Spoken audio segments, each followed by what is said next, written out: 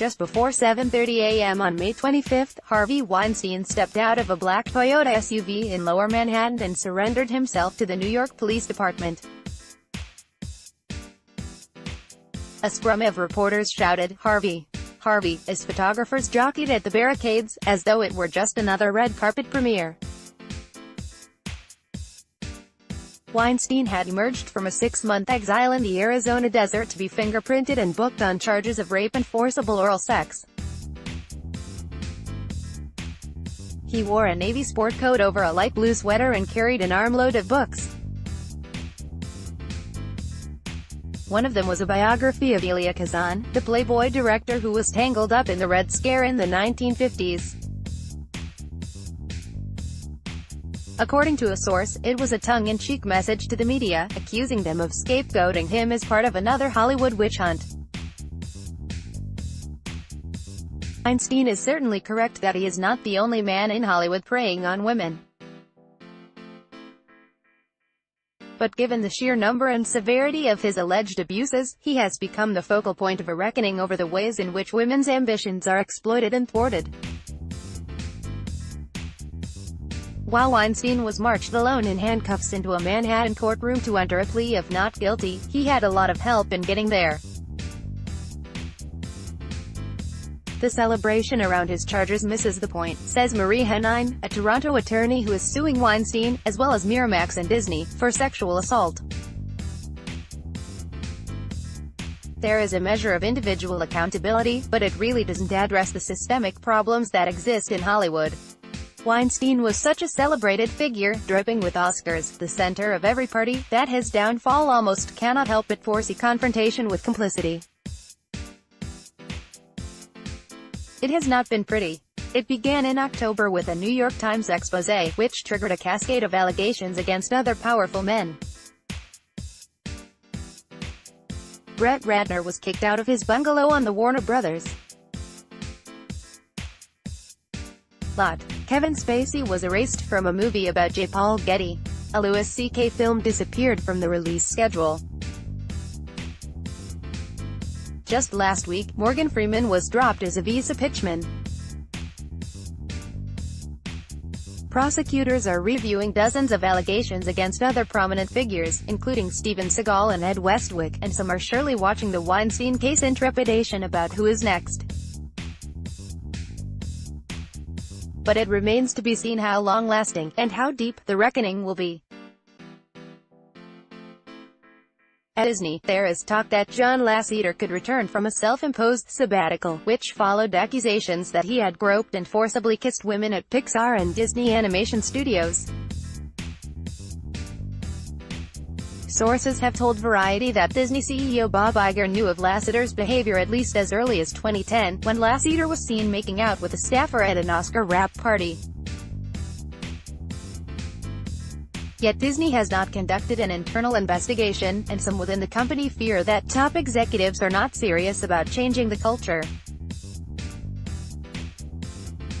If the company allows him to come back, that would just be a giant slap in the face to the whole Me Too movement, said one Disney animator, who asked not to be named to protect her job. It sends a message to the entire universe of animation that if you're big enough and bad enough and awesome enough and a creative genius, you can get away with anything. If convicted, Weinstein could face up to 25 years in prison. But structural accountability may only come in civil court, where attorneys are going after Miramax, Disney and the Weinstein Co., the latter of which is now in bankruptcy. Plaintiffs' attorneys allege that Weinstein's predation was ignored or even facilitated because he was good for the bottom line. Chris Armenta, an attorney who is pursuing a class action suit, noted that the Weinstein Co. Board of Directors approved an employment agreement that required him to reimburse the company for sexual misconduct settlements. The suggestion that the directors of his company were unaware and didn't condone it is absurd, she said. There were lawyers who participated in the confidentiality of settlement agreements. There are others who were aware and helped create an environment that helped him conduct himself the way he did. Henine argues that the complicity is evident in the term, the casting couch. You are allowed to demand sexual favors from women to promote them through the industry. That's a standard practice, she said. Harvey Weinstein doesn't invent this. What is the culture that allows that? The Bill Cosby prosecution offered a similar lesson in sheer impunity, but criminal courts are unlikely to handle any but the most egregious cases. In Los Angeles, the district attorney's office has established a Hollywood sex crimes task force to handle the influx. Yet many of the cases that have been presented to prosecutors are beyond the statute of limitations. The LA County Sheriff's Department submitted a case against Spacey that is believed to be too old to file charges. The office also declined to prosecute 5 cases against director James Chubak, finding that all were too old, and too low-level, to bring charges now. NYPD is investigating Chubak as well. Weinstein is also under investigation by Scotland Yard, and the LA District Attorney's Office is looking at 5 cases involving the disgraced mogul. The most likely to lead to prosecution may be an allegation that he raped an Italian model at Mr. C. Beverly Hills in 2013, which does fall within the statute of limitations.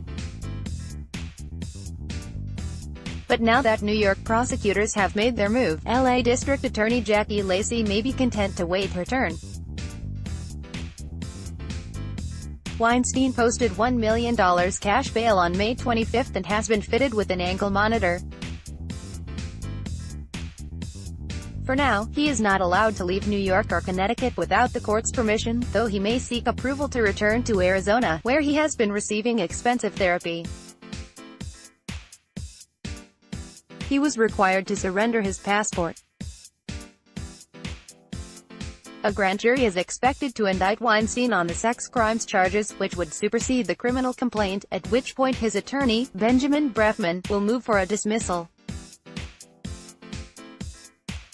Weinstein's team is set to argue that District Attorney Cyrus Vance faced intense political pressure to bring a case.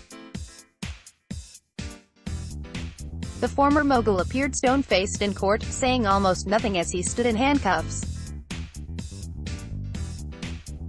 According to a source familiar with his state of mind, Weinstein feels almost relieved to have been charged. He did not like waiting for Vance's office to make up its mind.